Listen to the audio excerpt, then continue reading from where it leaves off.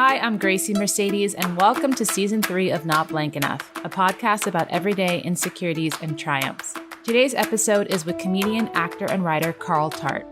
We spoke about his childhood move from rural Mississippi to big city Los Angeles, growing up with a teen mom, and how improv and comedy saved him throughout his life. All this and more in today's episode titled Not Respected Enough. Hi, Carl. Hi. Welcome to Not Blank Enough. Thank you for being here. Thank you for having me. This is great. Carl, I love you. You were so late this morning. Shut up. Carl Tart was late, everyone, to this recording. He was about 15 minutes late because he was sleeping. I was sleeping. But he has a good excuse because you're traveling around the world. Just got in today from New York. What were you doing in New York, by the way? Been around the world and I was out there seeing if you really from there, you know.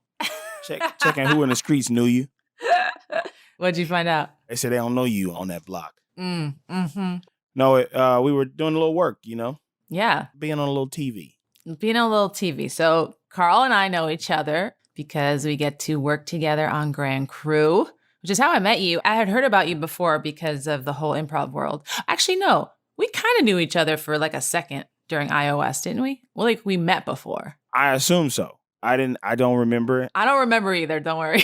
But I was around there at the same time as you were. Yeah. But I was coming up. I was at Second City more than anything. And then I would walk down to IO and just hang in that bar and be around and stuff. Yeah, so, we'd all just be around. Yeah. So I definitely feel like we've crossed paths for sure. But we officially met. Go ahead, tell them. We officially met on the set of Grand Crew. Yeah. Which this little mini season we're doing is a Grand Crew season. I don't know if you know this, but everyone I'm interviewing has to do with the show, whether they're an actor or a director or a writer. So it's very exciting. But let's get into Carl Tart and your life and where are you from and tell me everything. Okay.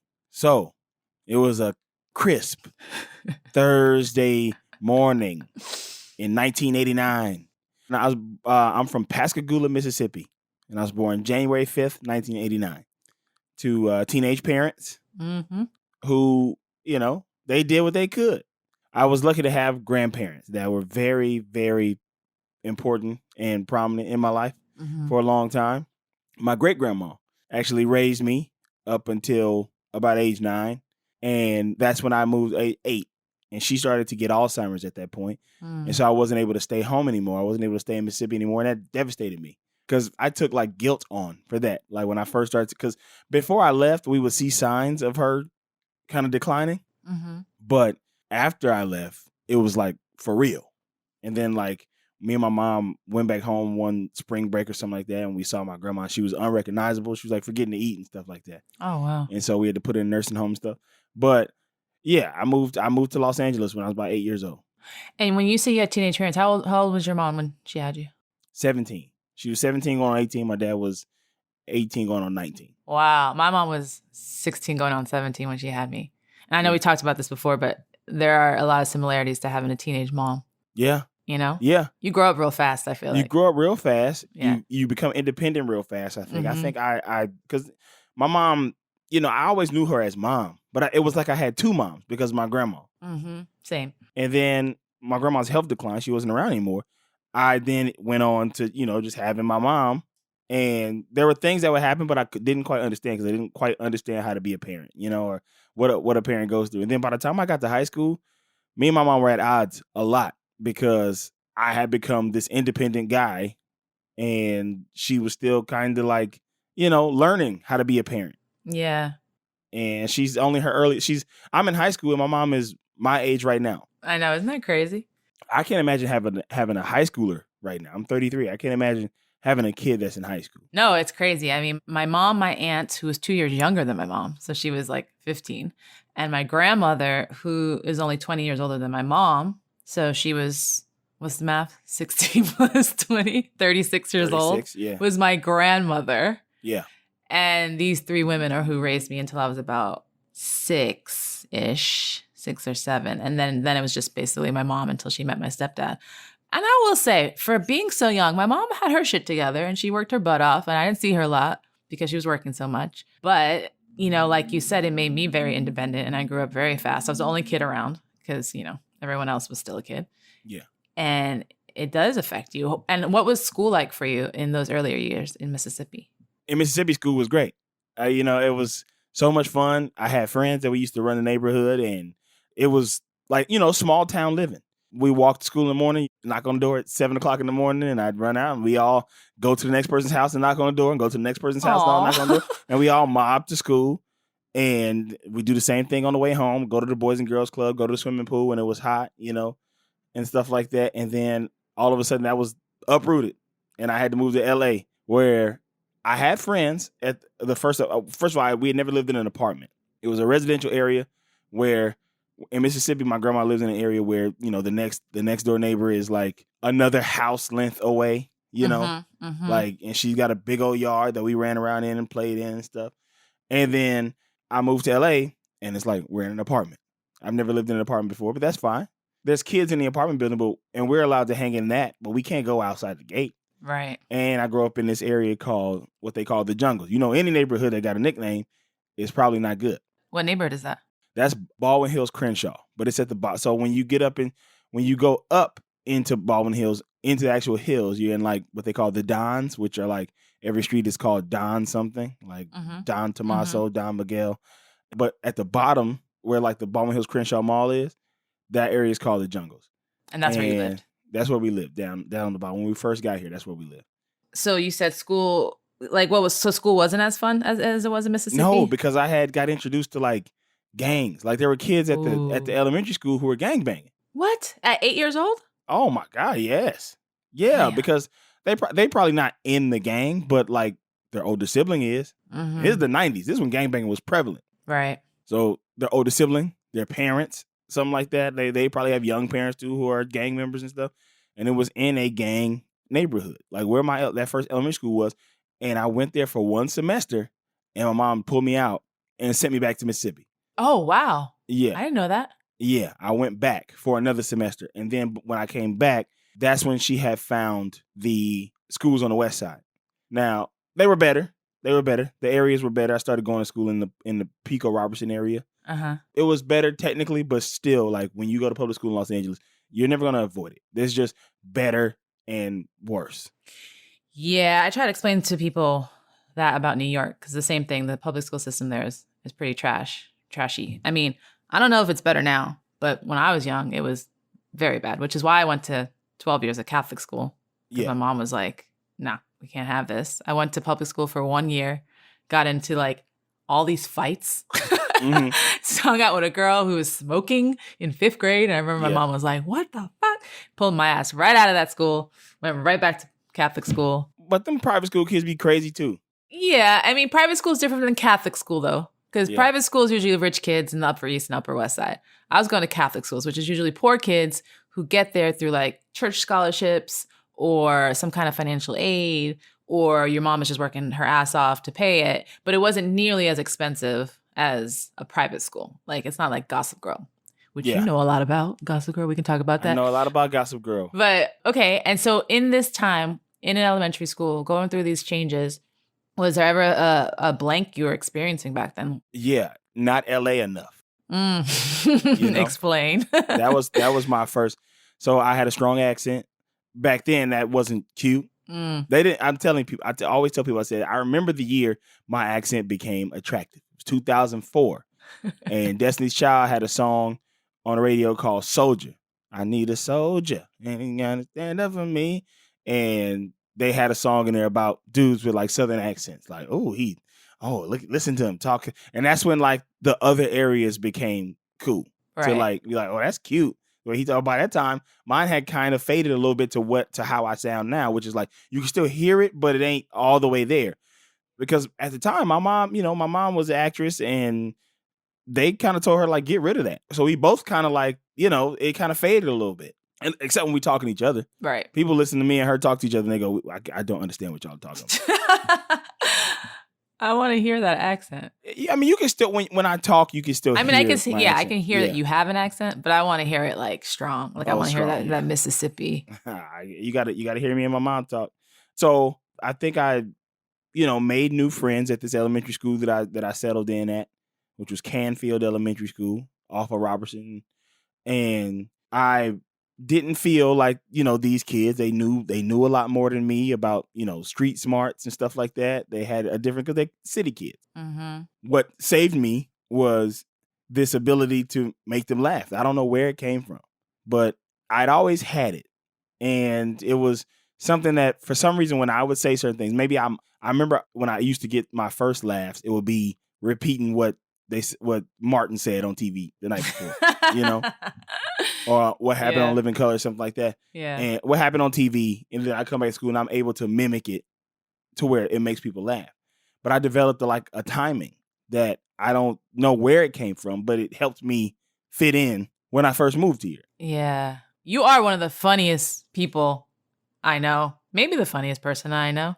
Oh my gosh. That's very nice of you. And people are always asking me, like, is Carl Tart as funny as he is on TV in person? I'm like, yes. And you don't try to be funny. You're just funny. Like, things that come out of your mouth are just funny. And it's true. You do have impeccable timing. Like, you just pull shit out so quickly.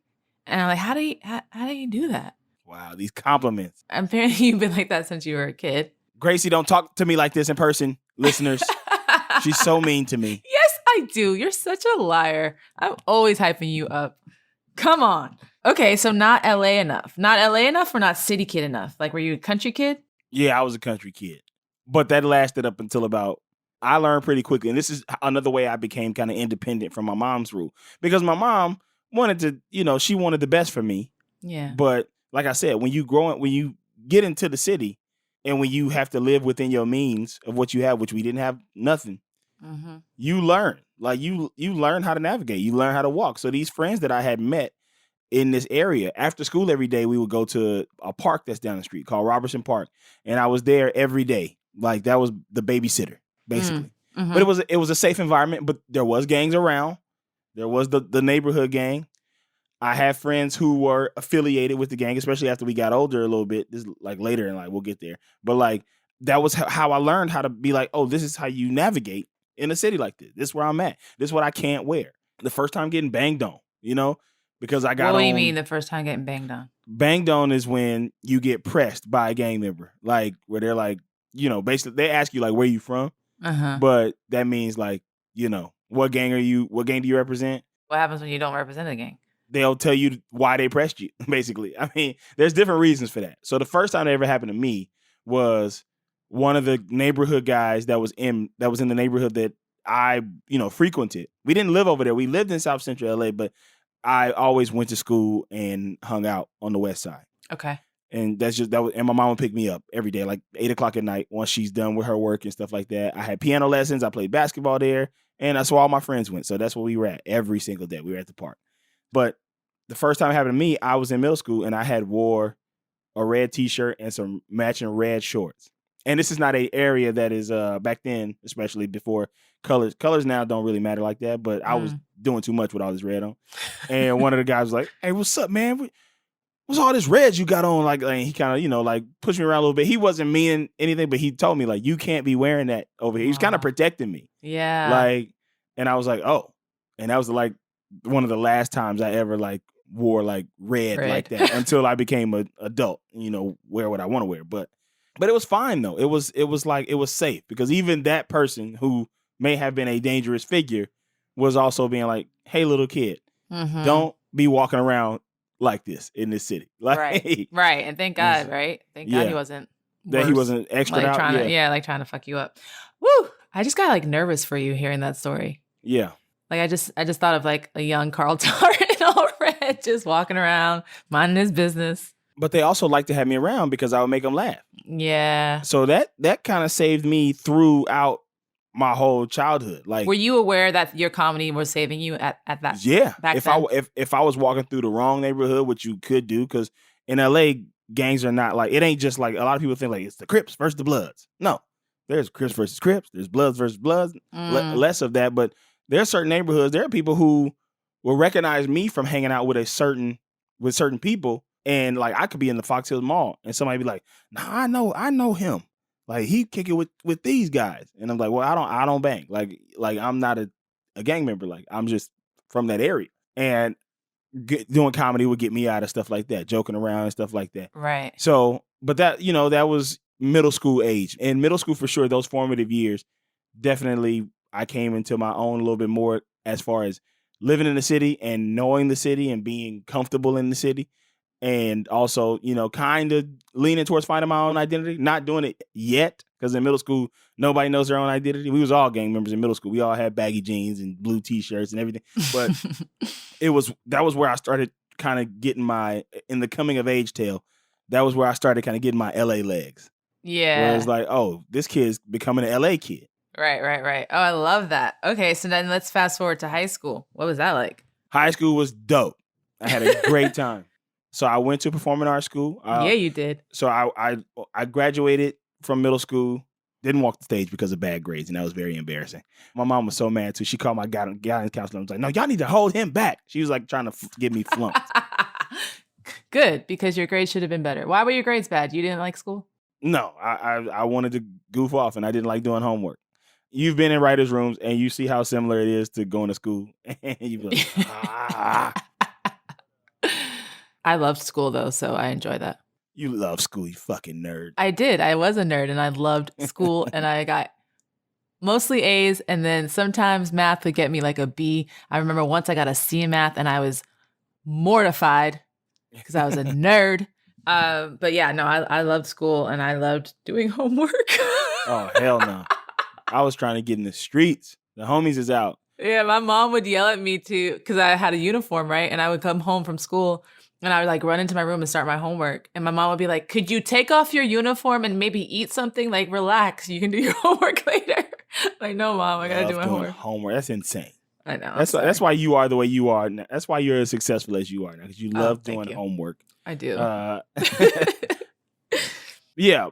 Once I got to high school, we had to audition to get into the music academy at Hamilton Academy of Music. I went to Palms Middle School. So for those of you who are listening who know the area, I went to Palms Middle School, and I learned to play the saxophone at Palms Middle School.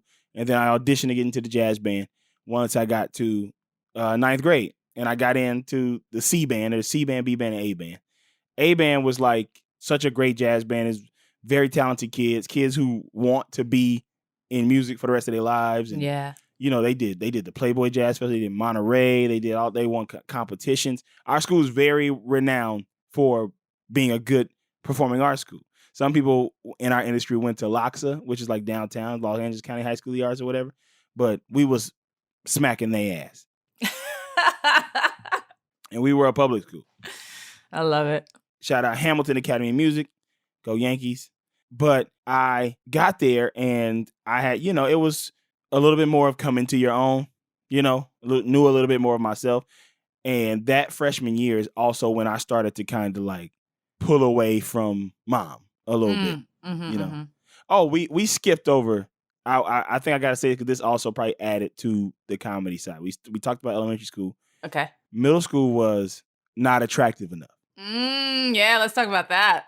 Yeah. So middle school, you felt not attractive enough. Why? Not attractive enough. And I still think that, plagues me a little bit even to this day. That kid.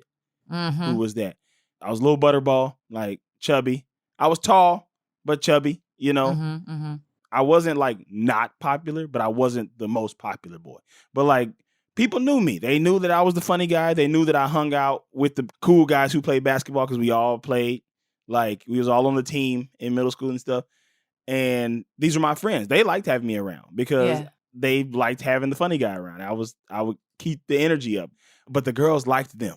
They didn't like me. The girls liked them. They didn't like you because you were They didn't like me. At least it felt that way. Like people would tell me later, and my mom would always try to encourage me because she would see me how it would hurt, being dark skinned. Because what was popular when I was in middle school was like Lloyd, like boys who looked like Lloyd. Light skin, curly hair. Just the girls went crazy for dudes that looked like that. Like my buddy Drake, his name is ironically named Drake. This is before the Drake, but this dude's name was Drake. Shout out Drake. He was a good friend of mine. We were thick as thieves. Girls loved him. We would be on the bus, the city bus that we would get on. It was like a school designated city bus, and it would pick us up at the middle school and then drive around the corner to the high school, which was the high school I eventually went to. And the kids would get on the high school bus, get on from the high school to get on the city bus. And the girls from the high school be hitting on him. Oh my God. Being like, "Ooh, you coming here next year?" Like, And I just never got that energy. I never had to, I wasn't fashionable enough. That was the middle school was tough for me. The 90s were tough too. I feel like, I mean, I guess every decade's tough, but I feel like the 90s in particular, people were really into like, like what you look like, what you were wearing, I mean, I guess that's probably always high school and junior high. Yeah, middle school is always like that. But I was in middle school from 2000 to 2003, right? And those were my 6th grade to 8th grade years. Oh, early 2000s. Jesus. Yeah. It was tough. And my mom did her best. She sent me to a better school. She sent me to better areas where kids did have the means to like have on the newest Jordans, have on the this, that.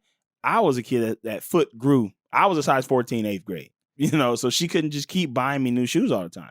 And my dad, he's not a bad guy at all, but he didn't help. He had his own family at that time. And my mom was like too prideful to like ask him for stuff. And I also was weirdly like, I don't want to ask him for stuff. And I don't know why I did that, but it was something I was just like, Mom, no, like this is supposed to be like, it's me and you, Ma.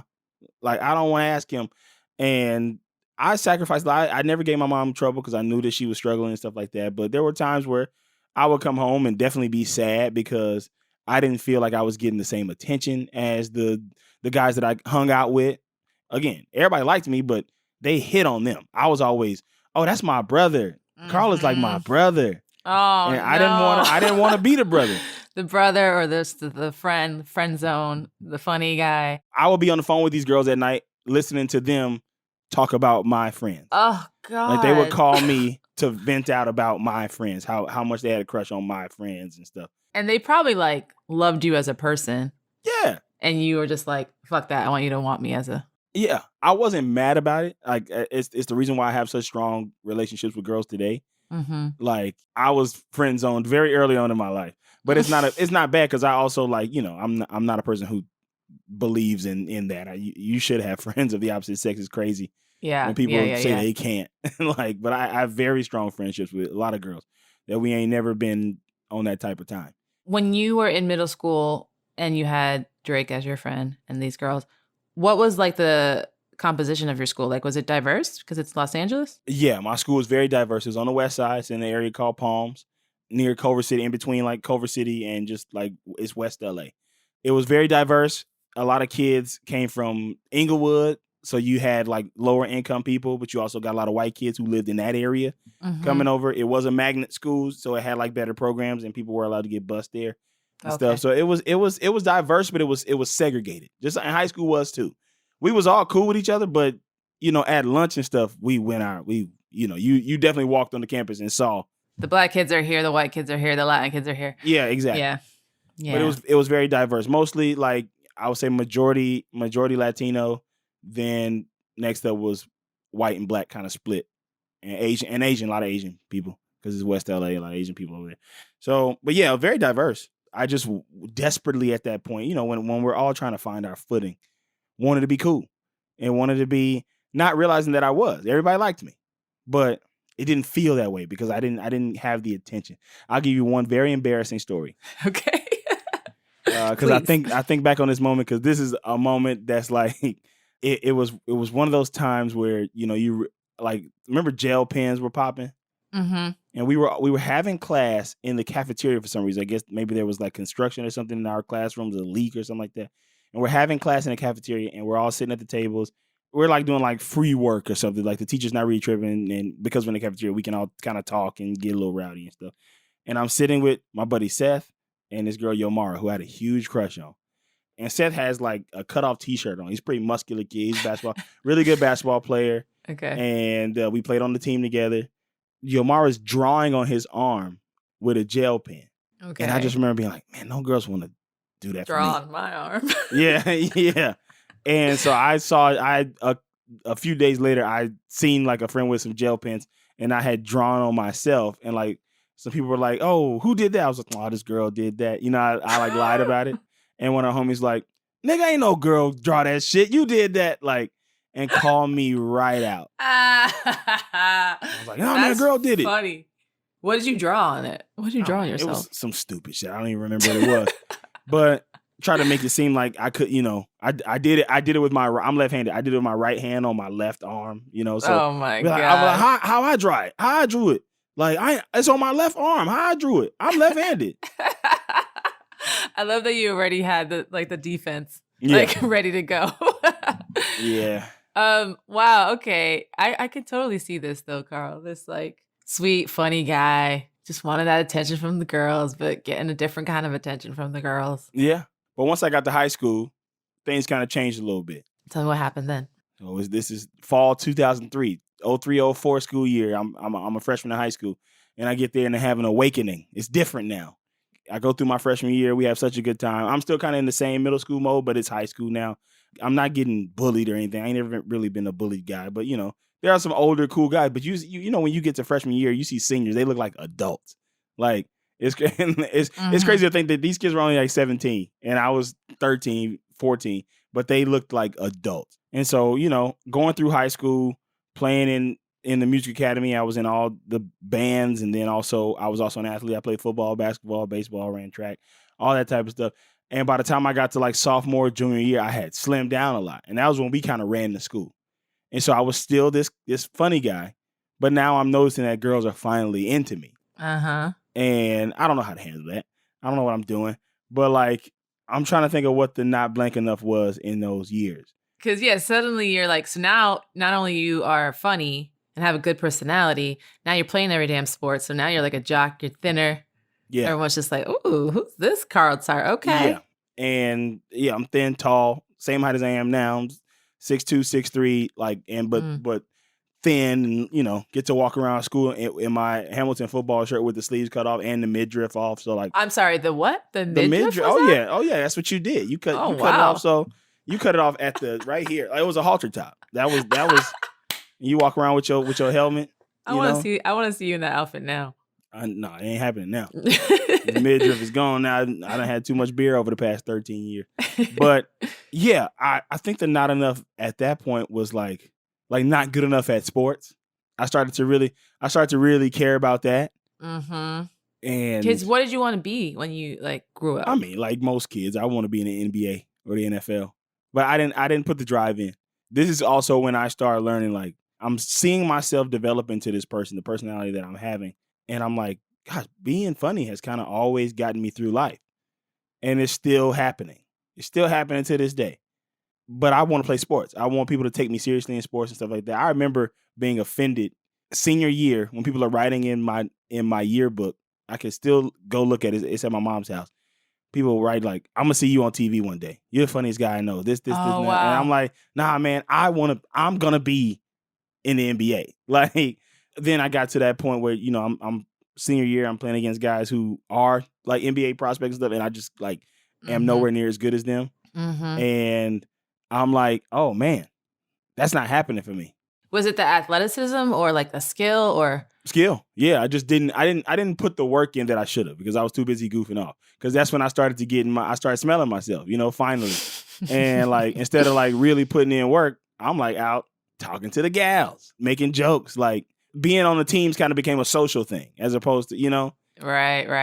But I had a great time in high school. But at the same time at home, me and my mom are at odds at this point because I'm just kind of you can tell me what to do. I never disobeyed her, but I was just you don't know anything. You don't know what's going on.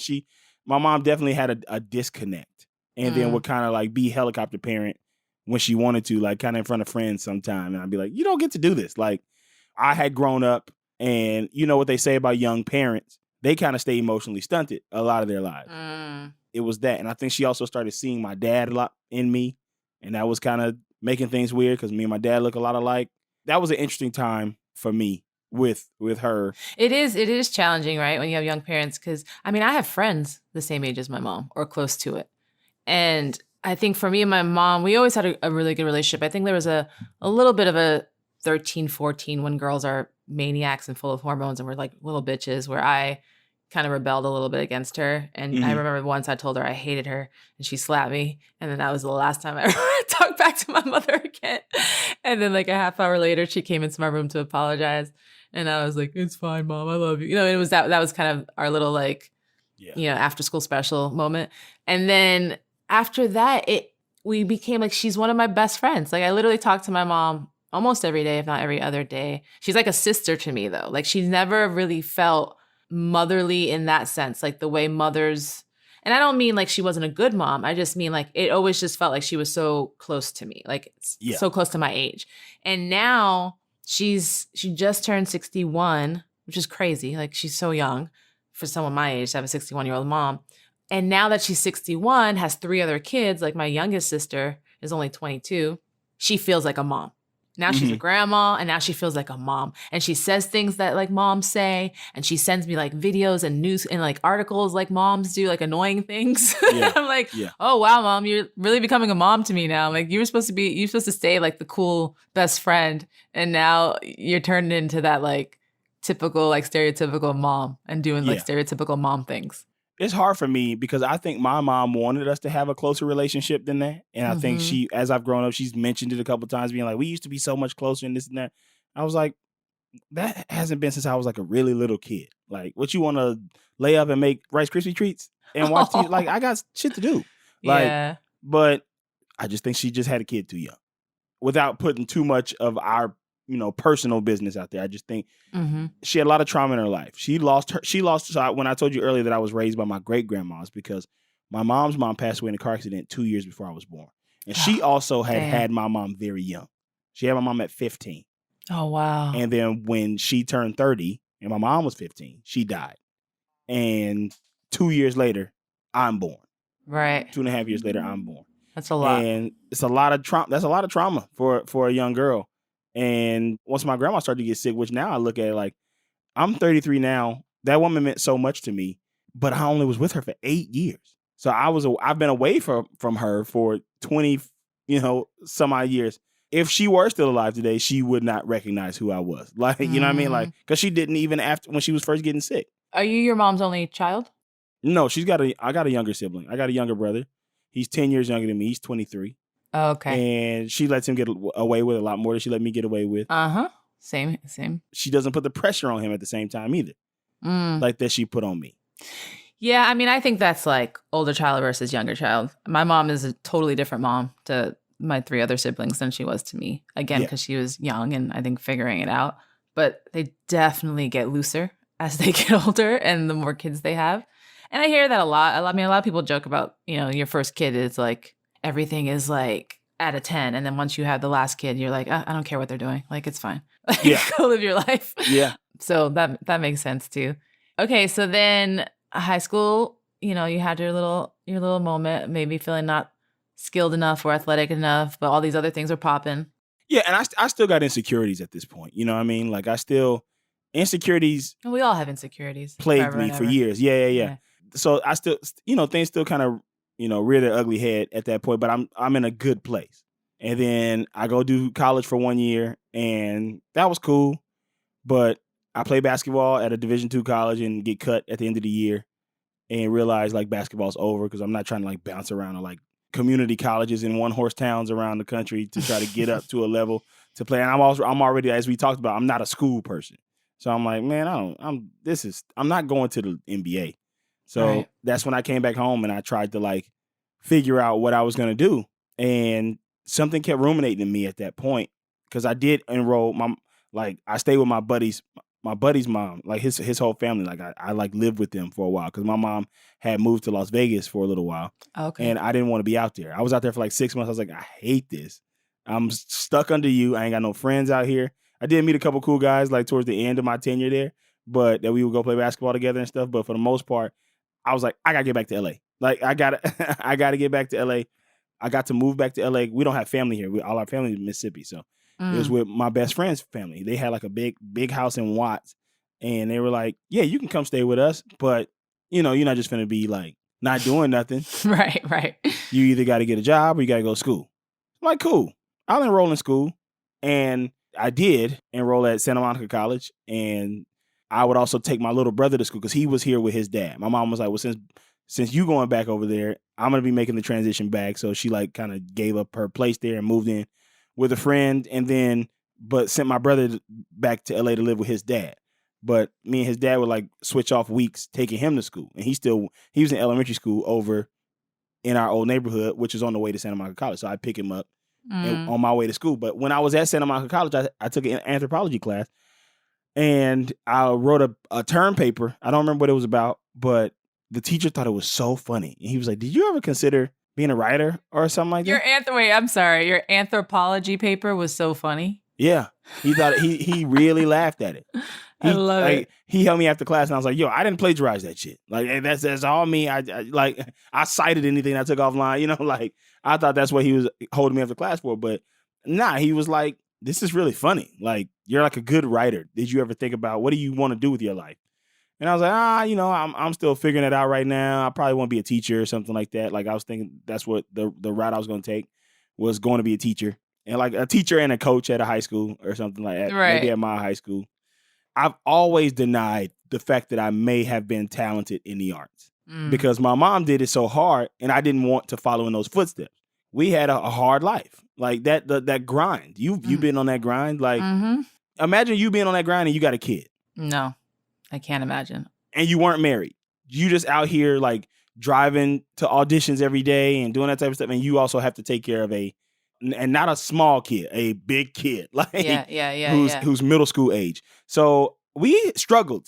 We had some moments that are like, you know, they'll be in my autobiography if I ever write one that was like, you know, running out of gas and having to go in 7-Eleven and buy like gum with the food stamps to get the change back to put in the gas tank. Wow. Or not having brakes because she can't get the brakes fixed, but we still gotta move in the car, and like the car we gotta like stop super far back and stuff. Like we've had some crazy moments, and I knew I didn't want to do that, and I didn't want to put my family through that.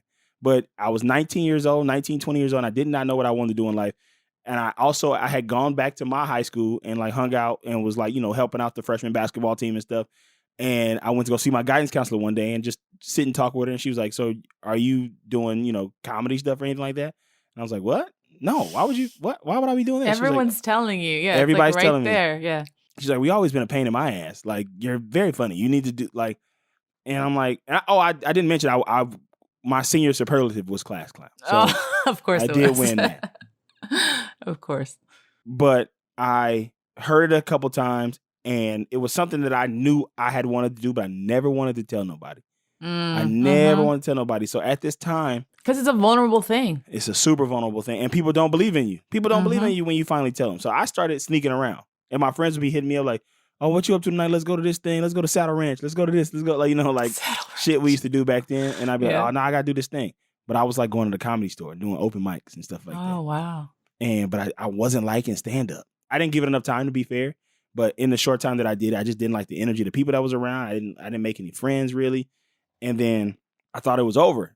And somebody told me like, have you tried improv? And I didn't know what that was. And so I went home and I like Googled a bunch of like what improv was and found out it was like Whose Line Is It Anyway, which I did know what that was. I was like, how do I get on SNL? And this was just something that it was a goal for me personally. Like, how do I get on SNL? And I started researching how all my favorite people got there. And I kept seeing this thing. Second City, Groundlings, Second City, Groundlings, Second City, Groundlings. And it kept popping up. And so like about a year had passed and I'm like 20 years old and I'm about to be 21. And my mom asked me, what do you want to do for your 21st birthday? Are you going to be 21? You want to get a keg? I was like, no, I don't want a keg. I told her, I said, I want to take improv classes. Aww. And she was like, what? I've been telling you to do, you know, went off like, I was like, look, I don't need a I told you so story. Because she had been also saying to you to get into she's always thought I was funny. She always knew I was funny. Like, aww. I wasn't like a class clown that would like, you know, walk into class and like turn the clock backwards or put a tack on somebody's chair. My teachers all loved me. They thought I was a joy. You are. You're a lovable person. You're very easy to love. And you're so fun to have around. And I know you're going to say like, oh, you don't say this to me in real life. But I do say this to you in real life. You like come into a room and it's like, oh, Carl's here. Like, I think you just put a smile on people's faces.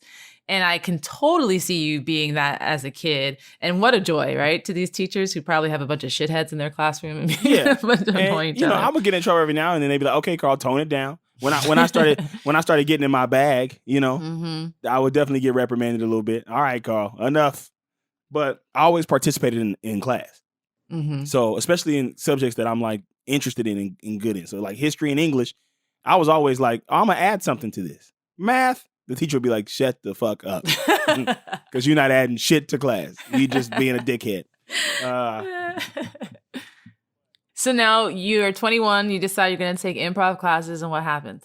I signed up for that first level at Second City, and I enjoy it so much.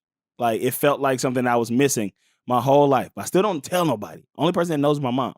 I don't tell my friends I'm doing it. I don't get into it, and they don't know what I'm doing, but they don't know why I can't kick it on Friday and Saturday nights no more. Mm-hmm. And then we also kind of all drift apart at that point. You know, life gets different, and they go off to classes or move and stuff. But I meet friends in the improv community. You know, that's when I met Echo. Like, literally like a month after I started, I met Echo. Wow. And yeah, I fall in love immediately. Also, for the first time, it's like something that I'm doing that I get positive reinforcement from. Because like in sports, even when you're doing something good, for some reason, the culture behind sports is toxic, and they don't reward you unless you're the man. I didn't get that in sports. But in improv, they told me I was good enough. Second City used to have this thing that they do called lab at the end of every class, that all the classes that were at that time slot would get together in the theater, and each class would do something that they were working on. So in the beginning stages, it would be like playing radio dial in front of everybody. And then in the later stages, it would be like, oh, here's a sketch that we were working on today for our graduation show. Mm-hmm. And I remember doing radio dial and people being like, man, how long you been doing this? And I go, I've literally never done this ever in my life. And that's all Carl Tart ever needed was a little positive reinforcement. Aww. Like, that's just how I operate. I don't do well with negative reinforcement. If you want the best out of me, tell me what I did right, and then give me notes on what I didn't do right. And I will listen, and I will change. I will make adjustments. It's because you're a little sensitive soul. Yeah, I guess so. I have to own up to that. But if you come at me and just yell at me and tell me what everything I did wrong, it's going to make me go into a place where, like, either I think that I can't do it right, or I get a chip on my shoulder and don't want to do it right. I don't want to do it right. Yeah. And I remember I had a basketball coach in high school. His name was Chuck, and he was a hard ass. Chuck would embarrass you. I remember one time senior year, we were having summer practice, and the 8th graders had, they were practicing with us because they were coming into school the next year. And this is like just like basketball camp almost. But we were the leaders because this was going into my senior year, and I'm doing this drill, and he doesn't explain the drill very well, and I get the drill wrong, and he stops the whole practice. And it's 40 guys in here, like ranging from 8th grade to 12th grade. And he just roasts me and gets on me so hard when I don't do this drill right. And he would say this thing, and he would go, now either you're going to get bitter or you're going to get better.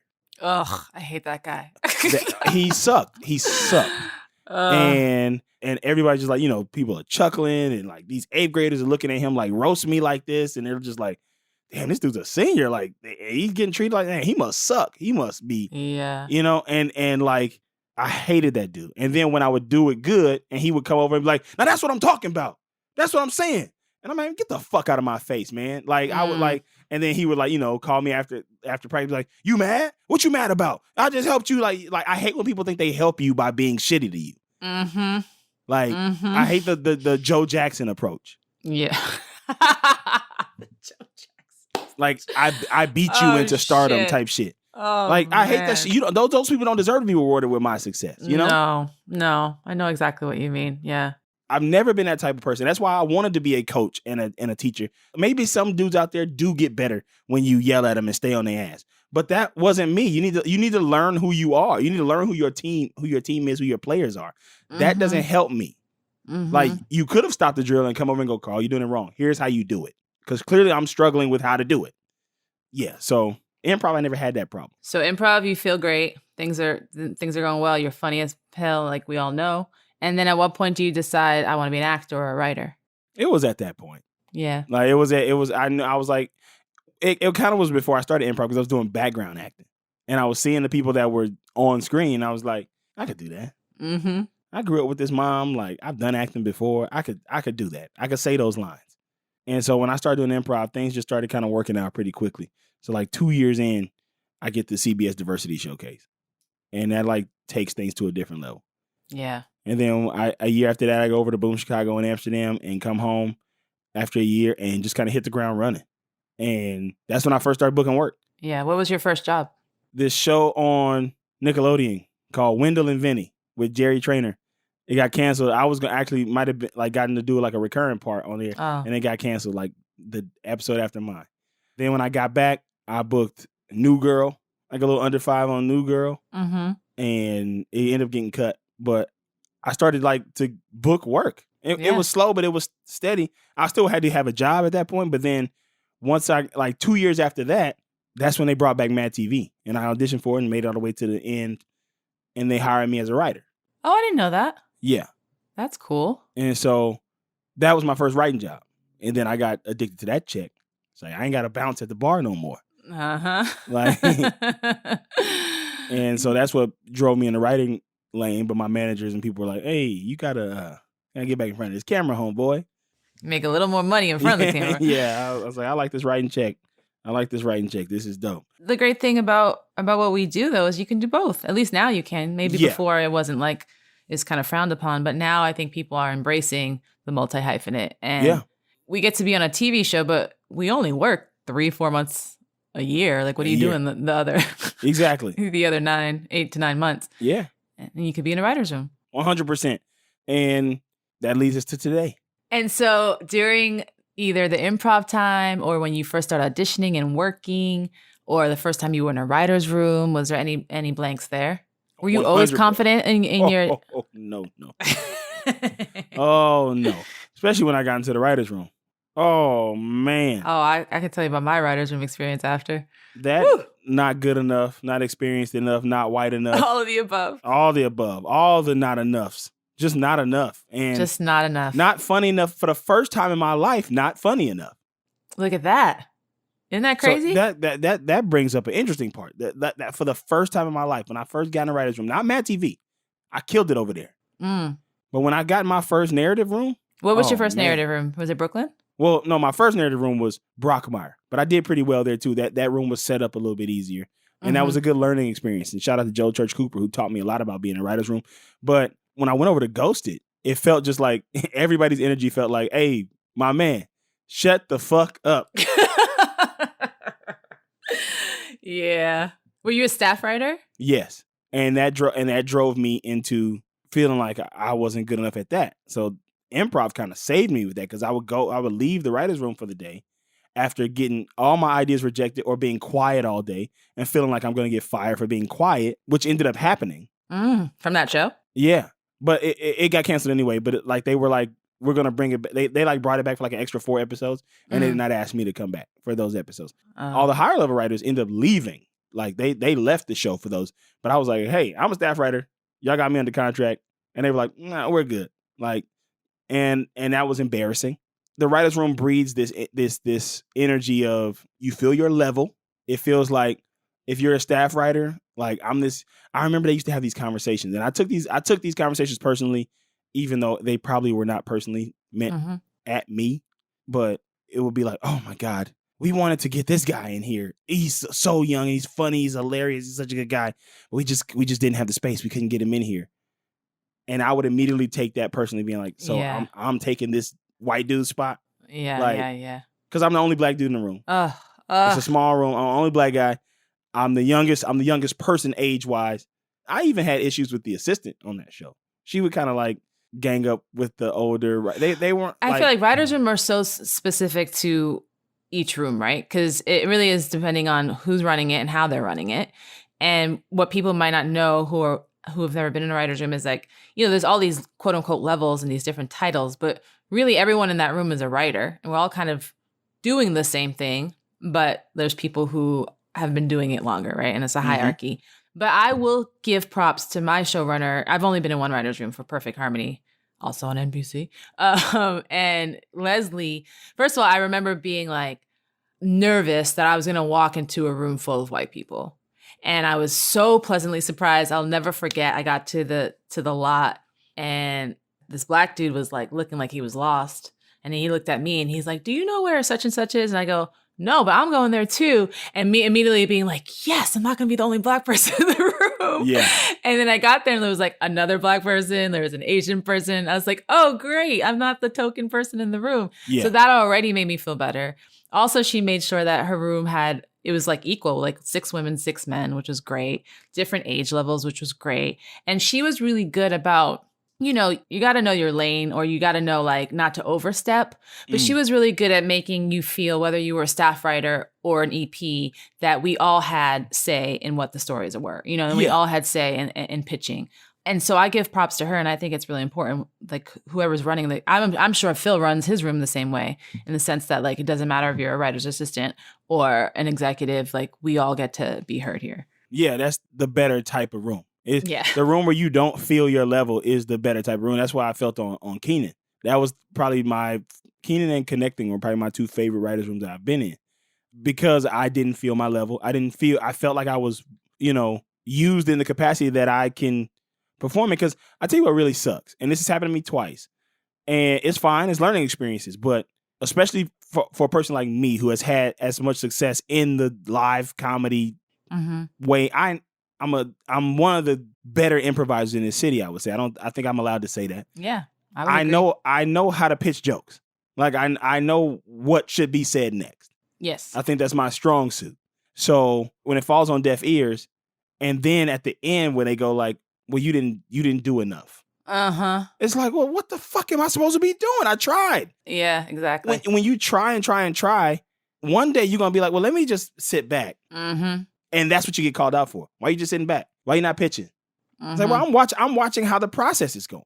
So like I've had showrunners like, you know, he's our EP on our show right now, but I'm not gonna say anything negative about him. But like when we worked on Brooklyn Nine-Nine, Dan likes to write by himself. Luke likes to write by himself. So it was trying to find those balances of, yeah, I'm sitting here for support, but I don't know when to chime in, especially when I'm in a room where you only talk to 3 of these people. Right. And those are the higher ups, our good buddies, David Phillips or Phil or whoever. Like, you're only talking to them. Right. And I'm sitting on the other side of the computer and I'm like, do I pitch something? Or do I? Yeah, like, yeah. When you do say something, they go, and they just keep doing what they talking about. But then you hear that you're not pitching enough. Right. It makes you go insane. Performing live after those days like that helped me tremendously, because I could walk out on stage and improvise and make jokes, especially, and you know this, he was in the Perfect Harmony room, my buddy Greg Gallant. We were on a team together. Oh, I love Greg, yeah. And me and him work very well together because we have different personalities. I would just love to get in a scene with Greg after a long day of work and watch the audience go insane. Aw, I could see that. You're almost like the Odd Couple. Yeah, and watch the audience go crazy and get that confidence back. It was like a cigarette. I needed that. Give me that confidence back, because I'm not getting it at my job. Yeah. And you don't have nobody to vent out to either, because you want to say, well, I'm not having a good time at this place. But, you know, you don't want to complain to a person who's working their ass off to be in a position that you're in. And so it was just a hard place to be in. So doing live comedy kind of helped me tremendously at that time. Going to do these shows and being like, okay, I am still funny. And so that takes us, perfect timing, to today. Tell me a little bit about your Grand Crew auditions and that whole process and how that came to you. So me and Phil have been friends for a long time. I knew that the show was in the works. I was not banking on anything, but I knew he was writing it about our friend group. And I'm like, okay, all right, well, you know, hey. Can I play me? I get it. But I didn't ask. I didn't want to ask. I didn't want to step on that. I didn't I don't want to put that pressure on Phil to feel like he has to like walk on eggshells around me with it. I'm just like, yo, man, this is your show. I'm excited for you to have a show. He texted me, told me he sold the show. He texted me the premise. I read the pilot. I'm like, okay. When you read it, were you like, this Sherm is me? I felt that way when the breakdown first came out. I was like, okay, so this is supposed to be the me guy. But I'm watching, you know, because it's TV, you know. But I'm like, you designed it, okay. But then we keep going, and then finally auditions started popping up. And I auditioned for all the male roles. I auditioned for Sherm first, and then I read for Anthony, and then read for Wyatt. I didn't audition for Noah. I auditioned for Wyatt and Anthony. And they liked my auditions for all the characters. Phil calls me after the first audition, like, we're going to have you come back and do it again with a couple more people in the room. And then I had to go back and do it again. For Sherm. And Anthony. Oh, okay. And Wyatt. Oh, all 3. Damn, yeah. Okay. And then he calls me, and he's like, okay, which one you feeling the most? And I'm like, well, which one you feeling the most? I want the one that's the best chance. And he was like, I think I'm feeling this Sherm guy for you. And now when you're auditioning for 3 different parts, are you playing them very differently? I played Wyatt differently than I played Sherman Anthony. But Sherman Anthony were very similar in the way I played them. Okay. Timing-wise, getting them jokes down. But I played Wyatt a little bit more, sensitive and softer a little bit. But then we started leaning towards Sherman. They were like, everybody casting is liking you for Sherman. The network's like, you should, so let's start doing that. Then I had to come back and read, and that we started focusing on Sherman. Right, okay. And at this time, I'm in the Keenan writer's room. But my showrunners, Jackie Clark and David Cass, were so dope about letting me out. And that's amazing. They were like, this is going to be great for you. Like, go ahead, go do your thing. Mm. So that felt great. And then they called me and told me that I had booked the role. And the world shut down. Yay, COVID. I remember we were doing chemistry reads with the final 3 people that were up for Anthony. Did I tell you that story? I met Aaron at the club the night before the chemistry read. I know that story, but you can tell it. We're at the club, and he goes, "Hey, man." And I look at him, and I go, "Yo." And it was such a weird night at the club. I accidentally had stepped on this dude's shoe, and he was feeling a little extra. He's like, "You straight, my dude?" I was like, "Bro, get out of here with that." And the dude that he was standing with, the guy that I stepped on a guy's shoe, and he got a little buck. And I'm like, all right, I got no time for this. And it was like a weird day. The guy that he was with was a dude who I did not like growing up. Like, oh, wow. Yeah. We went to football camp together, and he was like a bully to me in like 8th grade. And then the girl that I had a crush on in high school, that was her boyfriend. Oh, geez. So I've never cared for this guy. And seeing him right now, because he also was like, "You good, man? You look a little lost." I'm like, "Bro, I know who you are, man. You know who I am." Nah, man. And then he had to never be like, "No, I don't remember." And then you ran into Aaron. And that was like a good omen. So I'm glad it was like all this bad shit was going on. And then I ran into Aaron. And he was like, "Yo, man, you auditioned." I was like, "Yeah, you auditioned for the thing." Da. I know you guys told me this story, and I called you out how you're both at a nightclub the night before your test. What does that mean? Crazy to me. Nah, you got to be. You know to be me. Loose. I'm in bed by 10. So you got to be loose. I'm in bed by 10 on a normal night, let alone on a night for a freaking giant audition. But hey, you both got it. So it was like 6 p.m. It wasn't like it was at 9 a.m. Oh, okay, sure. So you get Grand Crew, and like this is your first series regular? First series reg. I had booked a pilot before, but it was my first series reg, and I couldn't have asked for a better situation. Right. We are extremely lucky from Crew on down. It's insane. Like we didn't have no problems. None. Knock on wood. Season 2 is just as good. Knock on wood. There was only like the one guy who had like a weird like conservative shirt on one day. Other than that, like there were like no problems on set with the crew, and he also didn't bother nobody. He didn't talk to nobody. Yeah, I think he knew. Yeah. Okay, so to wrap it up, we're gonna name the episode. You talked about so many great blanks, so this might be a tricky one to pick one, but you went from, there was everything from not funny, not skilled, not athletic enough, not LA enough, which I particularly loved. Is there anything that either one feels like the most overarching blank, that's something that you still grapple with, or one that was the most like transformative for you? Not light-skinned enough. Not light-skinned enough. Yeah, and put skinned.